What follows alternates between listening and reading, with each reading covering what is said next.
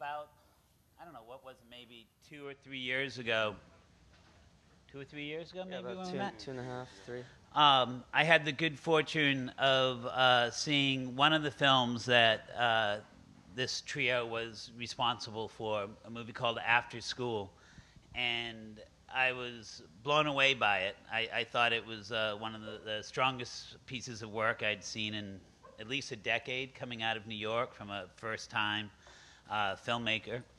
I knew nothing about it, even though it had played at Cannes and the New York Film Festival. I spoke to a lot of my contemporaries in the film business, and unfortunately they didn't know very much about it either.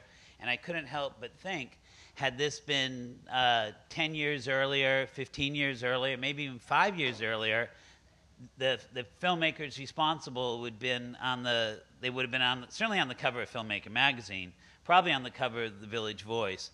Nice write-up in the Arts and Leisure, but this wasn't happening. And it made me wonder what the hell is wrong with the film industry these days, that great talent isn't rising to the top. So I did a little research and had the good fortune of having them be represented by the same agent that I was, lo and behold, and got to meet them and learned it wasn't one person. The director of that film was Antonio Campos, one of the three men sitting up on the stage today.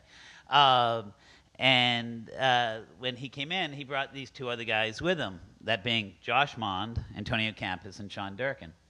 And when I asked them what they wanted to do, they said, well, you know, it's not what I want to do, it's what we want to do. We have a lot of movies to make, and the next one is one that Sean is going to do. Now, generally speaking, that would create tremendous amount of fear in me. I would probably have, if they weren't, you know, let's say I did consider walking out of the room right then, but they held me down and made me listen. And they told me what the idea was, and it was pretty good. And a little while later, they brought me a script, and it was even better than what the idea was. And we got to sit down and start talking about it, and I could start to see what it meant to work in a collaborative, team-based approach, and I was getting very impressed. When they went out and made another film in the interim, and it got into the director's fortnight, a film they produced called Two Gates of Sleep, I was even more impressed. When they went out and took my advice and said, okay, we'll do a short film for Marcy May Marlene, kind of to lead it, and it went to Sundance, and my friend who was on the jury told me that it should have won the prize, and well, it didn't, but then it went off to Cannes, and in the director's fortnight, won a prize.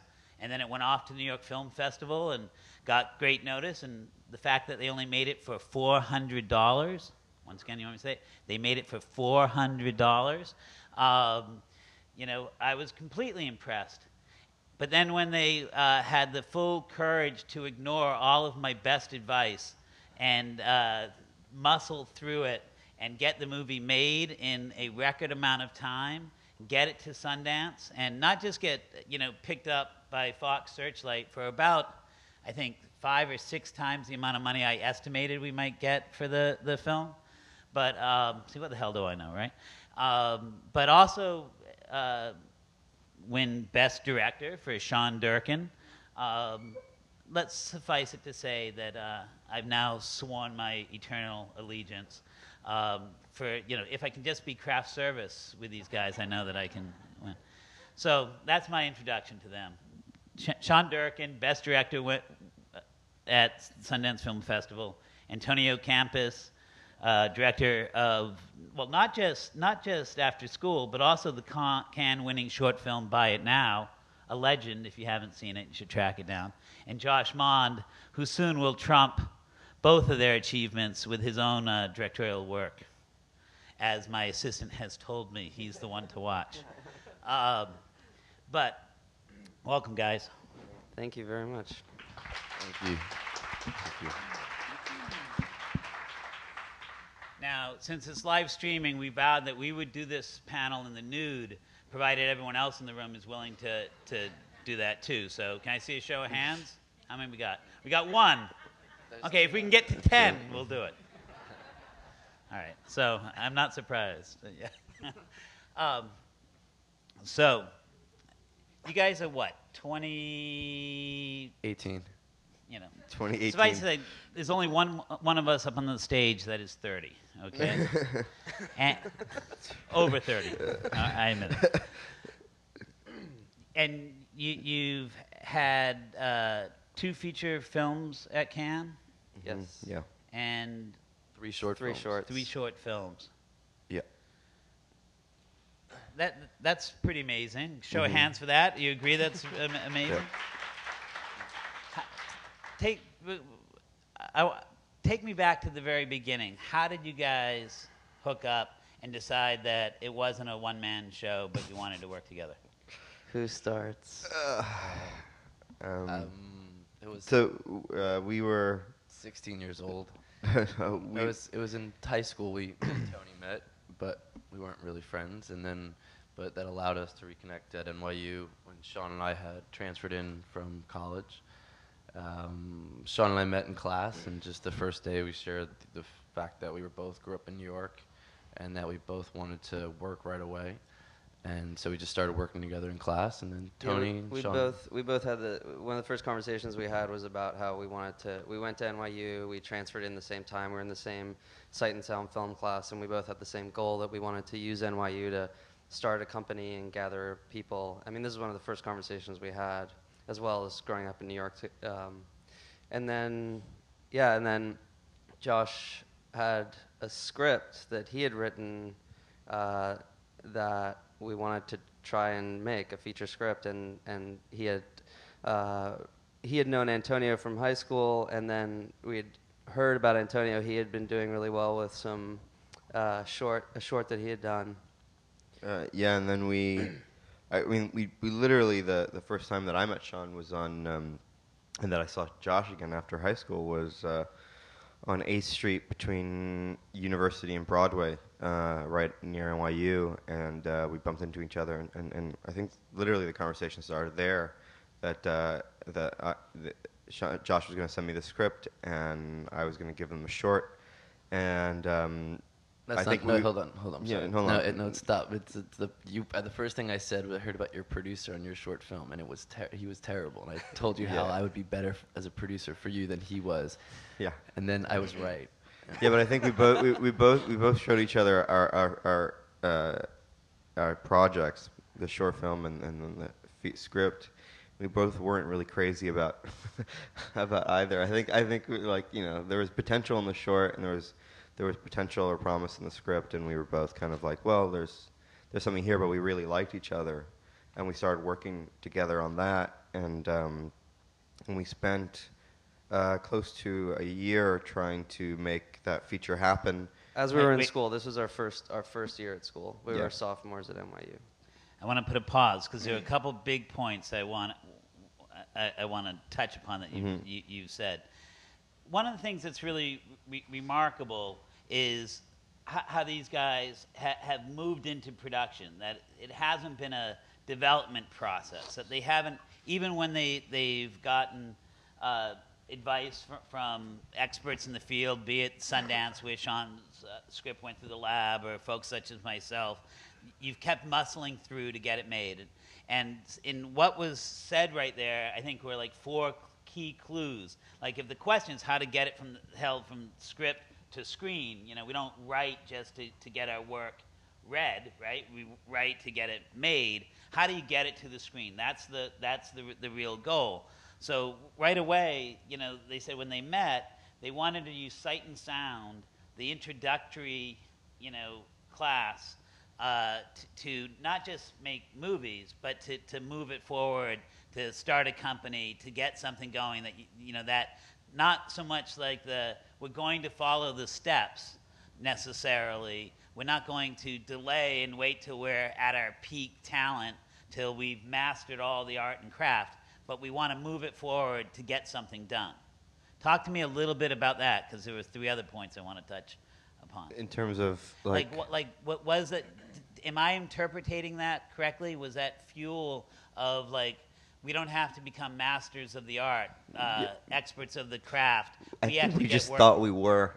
No, Arrogance. I don't think so. I think No. I had never touched a camera besides a little camcorder. I had no experience, but Antonio had.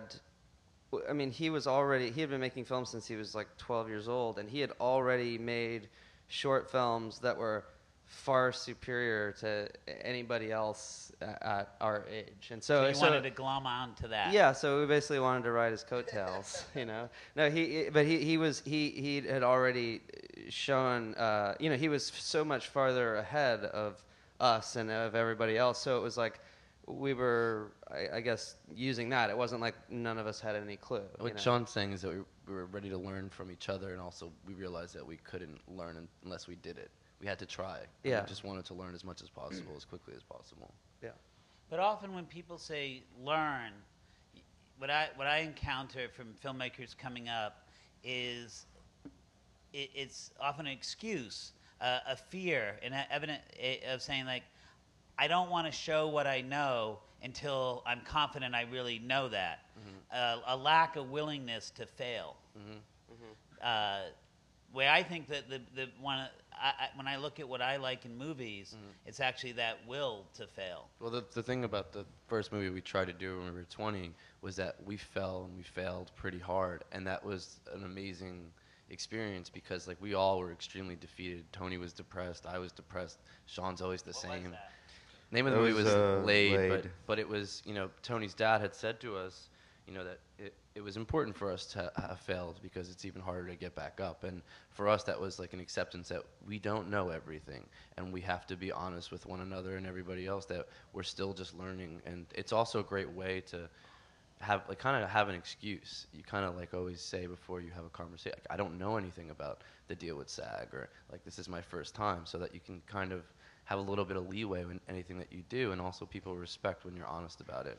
The worst thing to do is overcompensate, in my mind. The thing with the first project that we ever tried to do, failing in some sense. I mean, it wasn't a failure all the way around because of how Maybe we much should finish like the full scape of what happened, or just. I mean, you mean like in terms of Laid? Well, I mean, basically, just to sum up what happened there. So basically, we worked on that film for about eight months, almost a year. When we had a full cast, we were crewing up the film, and basically we thought it was about to happen that summer, and the funding fell through, and it just sort of fell apart at the last minute. Yeah. So, but we were very far along the process. Yeah. We had cast. Every time we talk about this, we had cast Jonah Hill. It would have been his first film role, and Douglas Smith from Big Love. We'd spent a lot of time, and Josh had gotten all the locations out in Long Island, and so when it failed or just fell through, it was kind of a huge blow. But essentially, it was a turning point because as a director, I felt like I had hit such rock bottom that I went through a phase where I started watching a lot of Bergman films. There was a Bergman retrospective, and I watched like Bergman films like 3 times, sometimes 3 times a day. And then I saw a bunch of Fassbinder films, sometimes 2 Fassbinder films a day. This is when you left your funny period. This is after my stand-up days, and it was that idea that if you just sort of do something without thinking too much about who will see it, what will they think, will this work, but sort of just being driven by the idea, this is exciting, this is something I haven't done before, this is something that when I'm watching it moves me in some way, was what was exciting. And that was the first time that Sean and I really got to collaborate together, because so we went to make Buy It Now, and Sean was the DP on it, and I mean, and like I wish Sean and I could be that collaborate. Like I wish I could DP for Sean could DP for me, and that we could be able to do that. Why? When you're saying that, because what does that really mean? We realized how much we had in common in terms of aesthetics and sensibilities, and like because of the fact that we both respect each other's position and role, that we never like made anybody feel awkward, because sometimes DPs, especially in the beginning of your career, can make you sort of question you to the point where sometimes it's good, sometimes it's bad, where there's sort of, they're kind of going, why do you want to do that? Why do you want to do that? Or giving you that sort of strange hesitance. I want to. Rapport. I'm just going to interrupt periodically because that's my nature, but also because I think there are key points always. If you don't know, I'm an addicted blogger, and so anytime somebody speaks, I'm trying to pull out, well, what are those points to go into the great list of what are the 10 things that you need for collaboration? And I think they've hit a bunch of this here just so that those of you that are taking notes or writing a blog post might be able to write it well. And I'll run it on Hope for Film if you send it to me. Both, there was something I think Josh said very early on that legendary meeting on 8th Street and Broadway, which was kind of like, show me yours, I'll show you mine, a little bit. And then that question of developing mutual trust and not feeling that ego is taking the game. Because certainly in that cinematographer, director, producer, I love cinematographers, but you often feel that there's somebody who's saying, no, this is the right way to do something. That comes up quite a bit in the collaboration.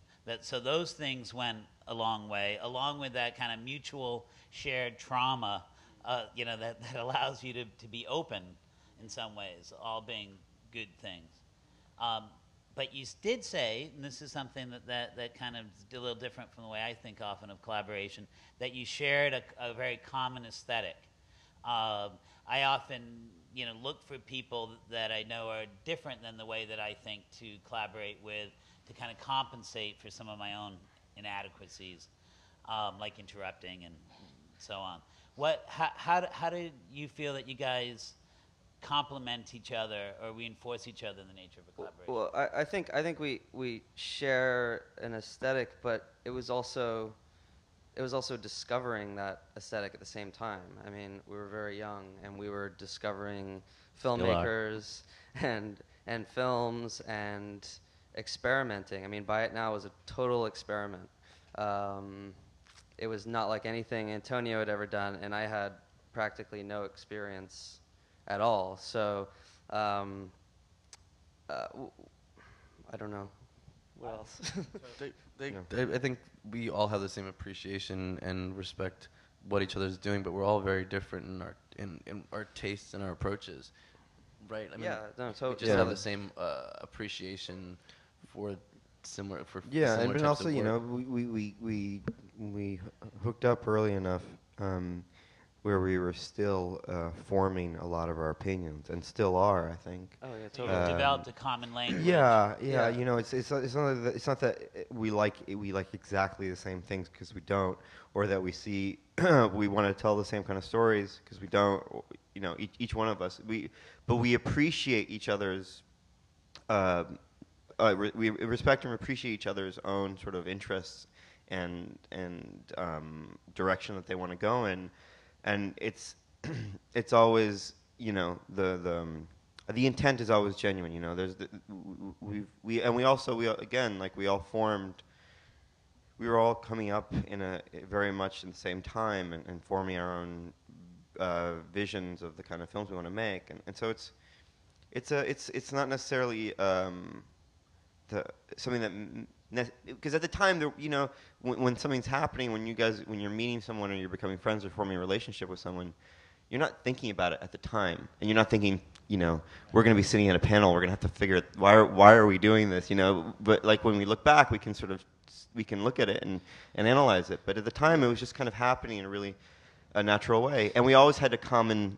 Something that we were always working on something, and that something was always the thing that sort of brought us together. When you have something that you're all sort of working on together, that's all you need, I think, in some ways, just to get it going. Yeah, the other thing about what's so great about the collaboration and how it is that we're not competitive at all. We're very supportive, and we're also inspire each other. I mean, We're always learning from each other. I just finished editing Martha, and right after we were done shooting Martha, Josh and Antonio went to Paris and shot Antonio's new film. And Simon Killer. I wasn't always get the Simon title. Killer. Sorry, learning right here. And I didn't see the footage when they were shooting. I was editing and didn't really get a chance to spend any time with it. And I got back and I was just finishing up Martha, and it just starting to feel really good about it. And then Antonio comes back with the Simon footage, and I look at it and I'm just like, oh my God, like this is so intelligent. It's so beautifully directed. It's like there's levels of certain things that I don't think of, and then I learn from him, and then. So did that then improve the cut of Marcy May? No, it was done Marlene? At that point, but it's like the film was finished, but it's just that it's constantly sort of pushing each other in this very supportive way, and then also with Josh did a music video that's at South by Southwest. This festival in a couple weeks or next week, and it's called Kids in Love, and it's incredible what he was able to do. I mean, I sometimes struggle with like how to get around being shy about certain things, and it's just like learning from him what he did on that video was just he knew what he needed to make the video what it needs to be, and he pushed these actors to their fullest. And so just every project, I feel like we're always learning from each other. I was really moved a couple of years ago. I don't know if anyone else saw it, but there was this Picasso Matisse show at MoMA when MoMA was moving, and it's kind of about their dialogue in subject of always kind of encouraging each other to think in a different way and to lift each other. And it's one of the strengths I always think of, like being in New York in a real collaborative community. You know, everyone's work kind of helps you trump, but it's never as intimate as one wants it to be. And I think that's one of the things that a collaborative creative cell like you guys. Yeah, but it also, like, we should say it goes outside of us as well in some way. Yeah. I mean, and then to expand on what Sean said, it's like when, like, in the Simon editing right now, Sean's been over at my house every other day or almost every day, and when I came back from Paris, I was in the room with him every day for that week, and it's like when we get to this point, we're always kind of like in the room with one another, but at the same time, there's Zach Stewart-Pontier, who we worked with for years, and Zach is an editor. Catfish, and the editor. And he cut Martha. He's cut tons of. Well, you guys have short built film for a us. real community that's not just yours. Yeah, Zach was also in our Sight and Sound class. Yeah, and Jody Lee Lipes, was at NYU The with cameraman who shot their work, and also Tiny Furniture. And Joe Anderson, who shot Simon, who's worked on as an AC in all our films, and Micah Bloomberg, who's a brilliant writer, and also the sound guy that's worked on all our films, and like Melody, who is co-producer on the last couple of films we've done. So it's just like, essentially, I really, what's exciting about it to me is that we're surrounded by people that we really trust, who are all who are all doing their own thing, and doing really interesting projects on their own. And then we get to come together, and like Zach's not working on Simon, but Zach will come in and spend hours and hours with me on the edit. And do you think that trust? Do you think that's a function just of you all coming together at the same time in the same place at NYU, undergrad, or is this something that you can do to actually help facilitate and engage in a greater way? I think the relationships that we have outside of the three of us with Mel and Zach and Jody kind of come from the way that we have established our relationship. And it's very strange because we're very fortunate in happenstance that we started our friendship as we started to work together. So like I remember like day one, we were like, we have to be honest with our communication with one another. Like if we feel a certain way, tell a certain way. So we established our relationship like that, which I think spread. Tell them about the initiation ritual, though, Josh. We have to sleep together. Nah, that's not true, dude. That's not true. Just cuddle. That's not true. Just have to share a bed. we had we all, share a Everyone bed. has and to Tony, share a bed. stop talking. Tony, stop. Just happens naturally. It's you know? all right. I want to jump back a little bit into development and look at Marcy May Marlene. Whew. You know, Come it on, took man. me 2 years to say that. It's a good but, title. What was? Do you guys subscribe, either individually or collectively, to any principles while you're in development? Like, first we're going to work on this, or we have to make sure we don't pay attention to that. Is there any guiding force? I don't think so. I mean, I think we just try to write. We once we have an idea that we feel strongly about, and we're all sort of on board with it, it just takes off. I don't think there's any rules. Well, I think I haven't written my feature yet, but in terms of producing during development, it's basically just like, okay, we have to figure out how to make some money, and so while Survival. So to write the script. To write Yeah. this. Well, like, so there's, we're 3 directors who rotate as producers for each other. So for when Sean was writing his script, Tony and I were, getting music videos or commercials, and I would direct, or he would direct, or he would produce. It would just organically fit who does what, and so that he can stay home and write. And then we did the same for Afterschool. Is that a conscious plan? I'm going to Yeah, go that work was so that you was can. the plan. That was the since plan day one. from the beginning. So then there were points where the both of them were writing, and we just had to figure it out, or some,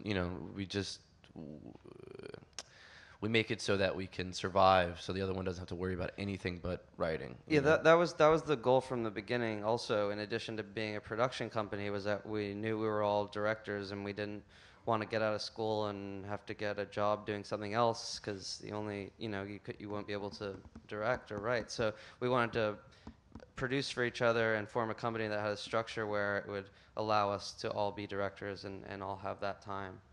It sounds very communist. It is. And don't you know that the film business is a capitalist, ego-driven, Well, we're narcissistic. socialists until we become capitalists. It's easy to be one when you have no money. True. So in the process of Martha, was there a kind of core idea that got it going? The kind of thing like, oh yes, that will make a good movie. You should go write that, Sean. Yeah. We just finished Afterschool, and for some reason, we were talking. I was for some reason I was like, oh, I'm kind of interested in cults. I don't even really remember why. Yeah. What? Well, I'm just saying, you're kind of because interested in of- cults. oh, There's yeah. 3 of you up Got on it. the stage. You were Got it. talking about your devoted band of followers. We weren't even talking about you had to wear white robes and your initiative. Excuse me. That's right. This is a Antonio cult. suggested that I read a book, and I read that book, and I was looking for an What was that? I don't want to talk about it.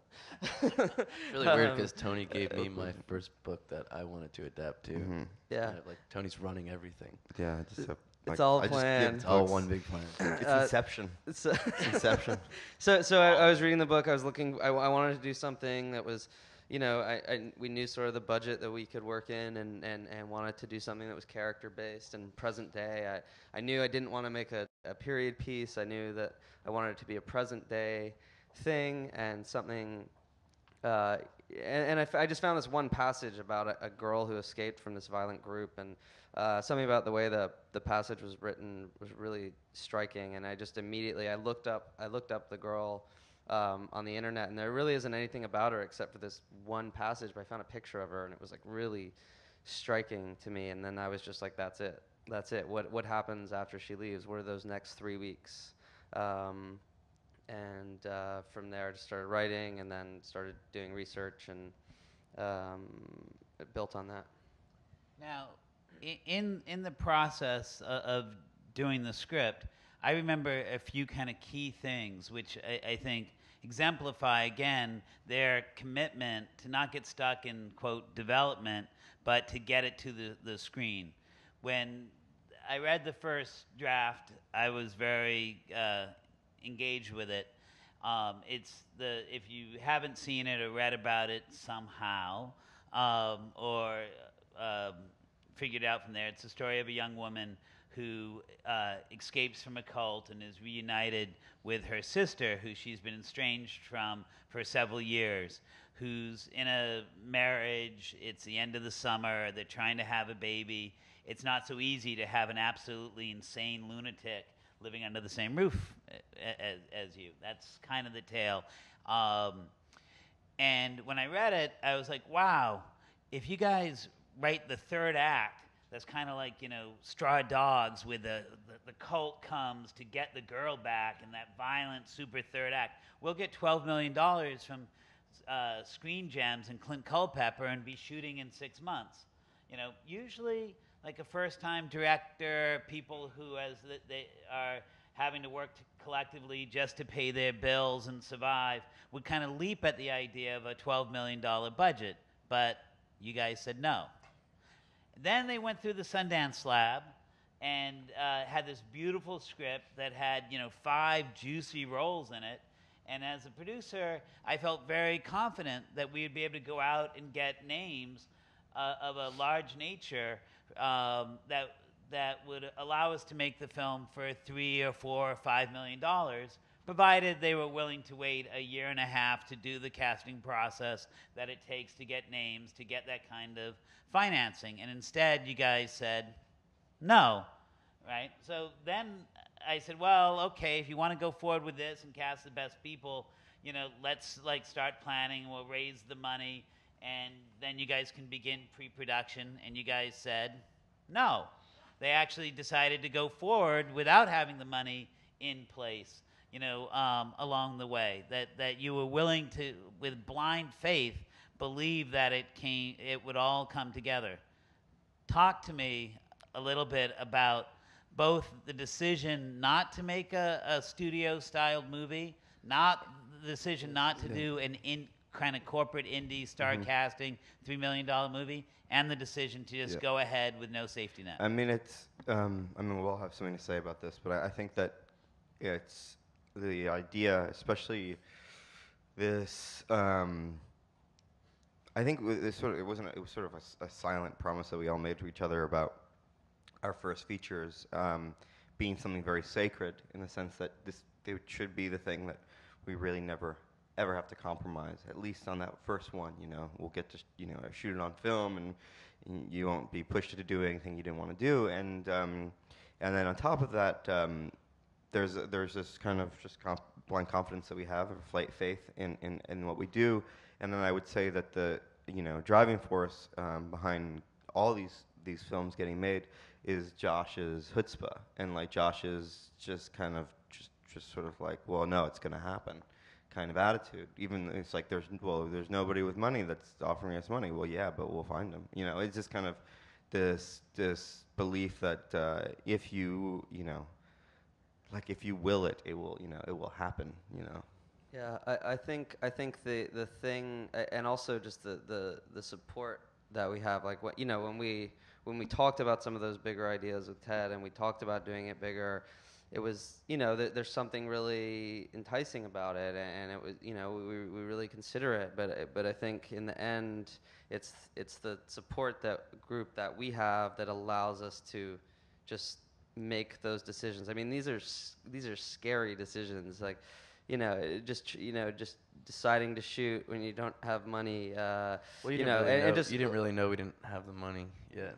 But hold on. It just we did have some money. Going back to the very beginning, I think one of the things about just getting things done quickly and is that not being afraid. So much of the process gets held up, I feel, from a fear of going ahead and doing it, and it's just something that we've developed a feeling of safety where we can just confront that fear and just go ahead and just do it.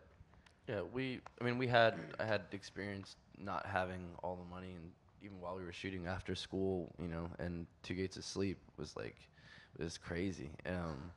But Martha, Sean had gone to the director's lab in June, and we weren't sure if he wanted to make the movie or not. So in and Tony was writing as well, but we were working while you were at the lab. But we had these 3 amazing interns who were at my house every morning at like 7 a.m., even if I wasn't up till 8, and working till like 6. And we were prepping the whole movie in preparation for if when he came home, we were ready to pull the trigger. Like we were getting locations and, you know, figuring out the insurance and making all the spreadsheets and just putting everything together so that we were ready to go if he decided to make the movie.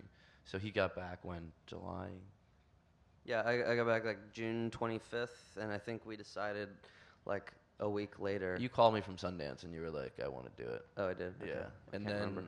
then you came back and then we were casting and we had some money and a little bit, and then shit was happening, and then Tony, right after we finished, the first day shooting was your birthday. It was August 24th, and then we finished September 24th, and then we left for IFP to Rio for a week, and then we were in Paris October 15th making Tony's next movie. And then I finished editing on December 23rd, and then we mixed and did color in January, and had our premiere at Sundance on January 21st. And what's the day? What's the date today? And Now we're here. Now, But then also, you know, like the Sundance was just example of how we sort of kind of keep on going, or you know, barely making it every month. Is the like on Wednesday I left Sundance. I came to New York and I started pre-production on a commercial for like a 1-day shoot. But that 1-day shoot ended up sort of being the money that would pay the rent, or most of the rent. I mean, but it's like, you know, it was just kind of you know, like we just keep sort of just whatever it is. Like it's a weird thing that happens at the end. You know, we always kind of need something to sort of barely get by at the end of the month, and whatever that one thing is, or 2 things, you know, whether it's a small job or whether it's We like also, a short film. Tony and I sale or live a next full- door to each other. We're that Yeah. codependent, and Sean lives 5 blocks away. Yeah. I really think one of the most helpful things as a artist in terms of developing your craft and your voice is how to maintain that level of prolific activity. I just think it's really super helpful.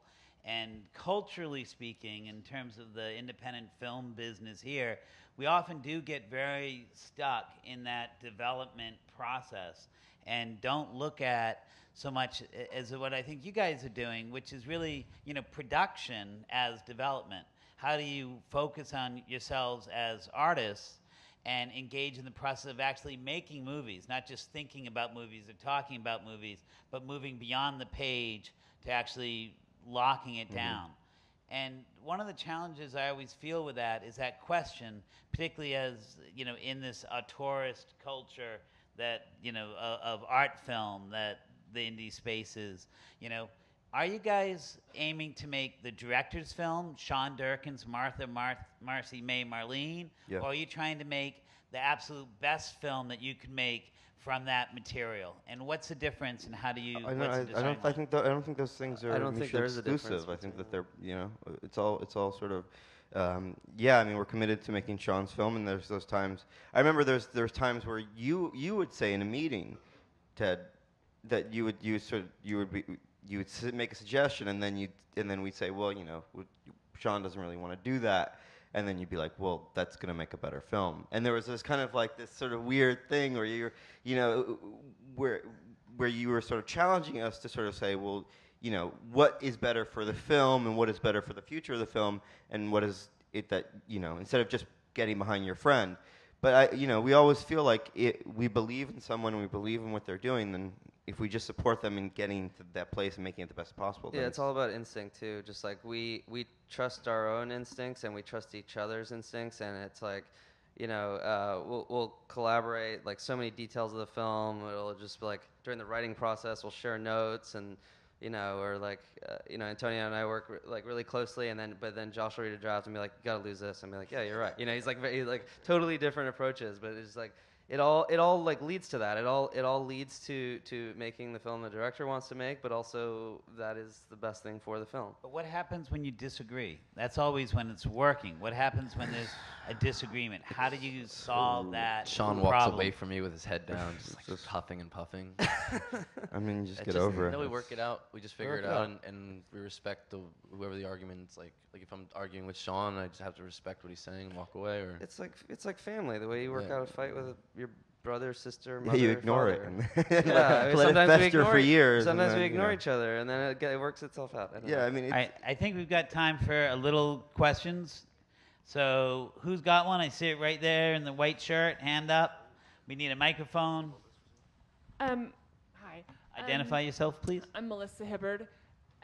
I'm wondering about your the legal structure of your cooperation. I mean, it sounds like you guys. I assume you have a company that you all work with. So my question is could you talk a little bit about the legal structure and what's your out if you don't want to work on a particular project together? I mean, do there's you no have- choice. There's no out. Everything is shared evenly, no matter whose idea, what it is. 100% split 3 ways. There is no out. We started this thing together, and we've struggled with having nothing and supported each other through having nothing, and there's no out. I should point out that also on a strictly producerial structure of my first 2 companies of Good Machine and This Is That those were all completely pooled fees too, in a similar nature. You know, you were either in it together until the point where you realized you may not be. So you have no kind of safety net.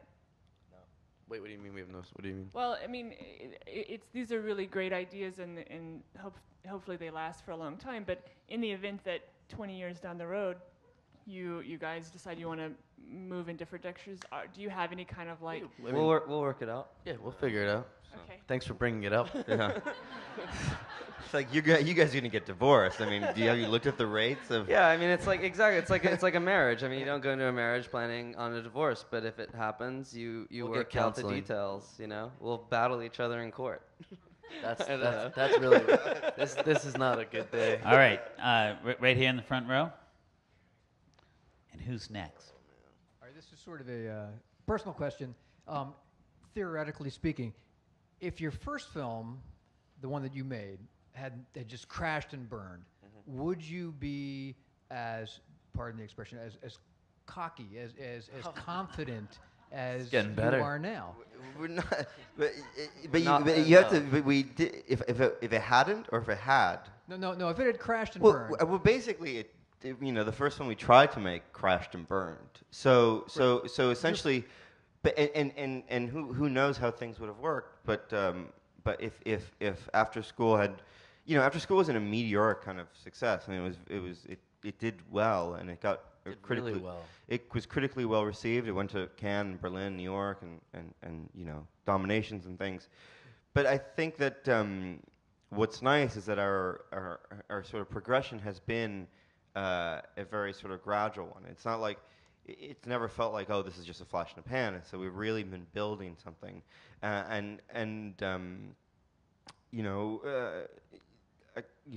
just to be doing what we do, we have to sort of at least be confident to a certain degree or cocky to a certain degree. It doesn't mean that it's that we're completely cocky, we have our insecurities, we have our doubts. Terrified. But I think there's But a I key. think it's like all the it's- time. You have to have like at least in order to just sort of jump off the ledge. You just have to sort of you do have to believe that you'll be okay. Because I think a key part of that is dedicating yourself to getting the work done, to being prolific. That as long as you know there's another movie to make, you don't have to worry so much about the one that you made.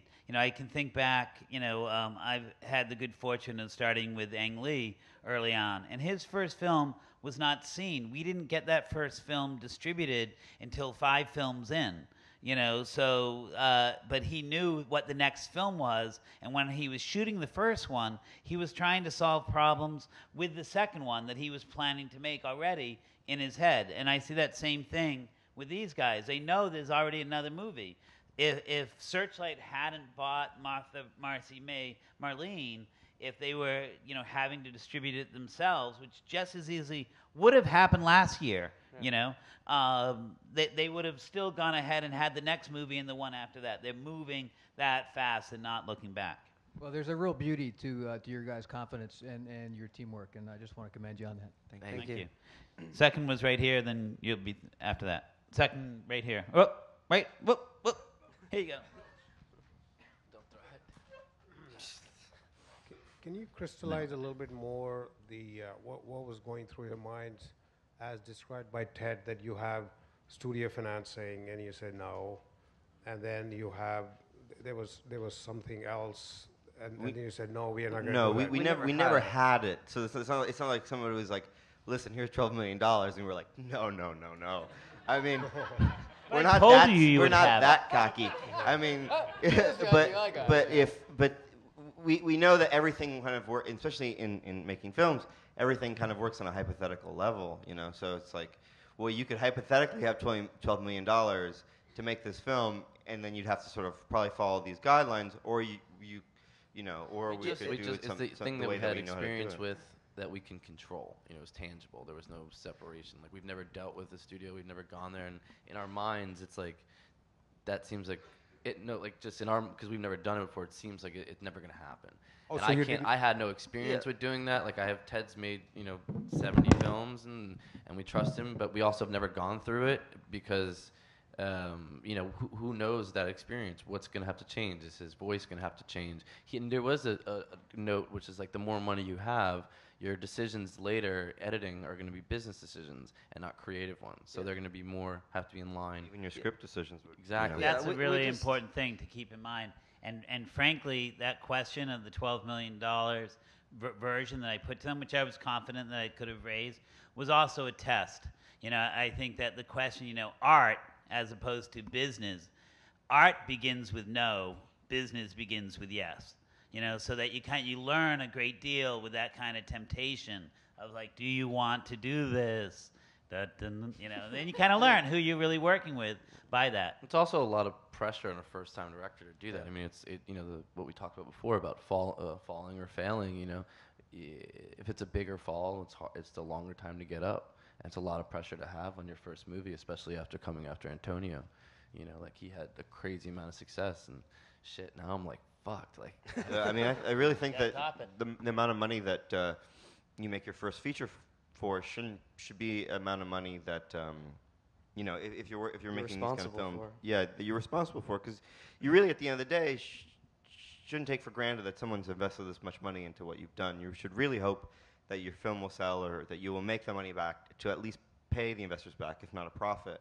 But if you're working with a smaller budget as opposed to something like $12 million, that pressure is so much more manageable.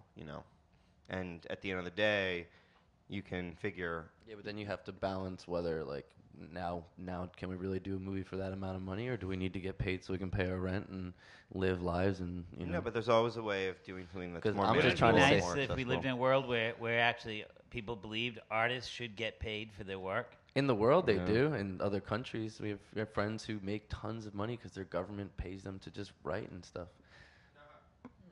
Okay, so we had another question We right do. here. And state your name, please, when you ask the question, too, so you're more than just a question. Hi, I'm Elizabeth Smith.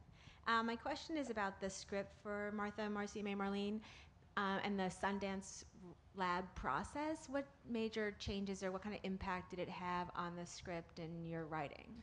I don't really remember exactly what changes came about, but the effect that the whole lab process had on me was that I really found my voice in a way. Like, when I got there, I didn't even consider myself a screenwriter, and when I left, it just gave me so much confidence. It's just such a wonderful